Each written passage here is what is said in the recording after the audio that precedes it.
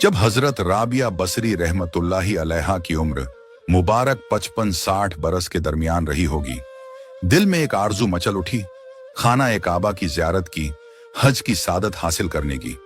अपने शौहर जो उनके दीनी भाई भी थे, उनके सामने जब यह ख्वाहिश पेश की तो उन्होंने बाखुशी इजाजत मरहमत फरमा दी।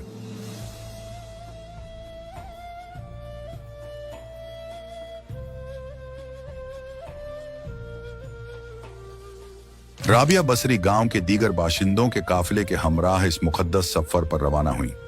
मंजिल दूर थी और रास्ता पैदल तय हो रहा था। चलते चलते काफिले की नजर एक कुएं पर पड़ी।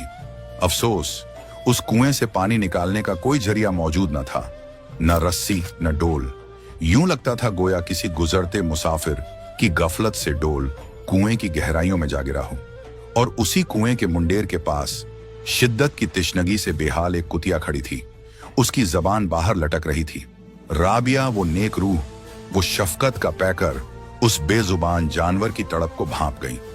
ऐसा महसूस होता था जैसे उसके नन्हे पिल्ले भी कहीं अतराफ में ही हों, जो अभी चलने फिरने के काबिल भी न हुए थे।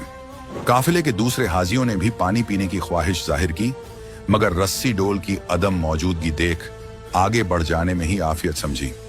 उन्हें इल्म था कि कोई 3 किलोमीटर आगे एक और कुआं मैसर होगा। आखिर हाजियों की सहूलत के लिए मुनासिब फौसलों पर कुएं तामीर कराए गए थे। साथ ही आगे बढ़ गए।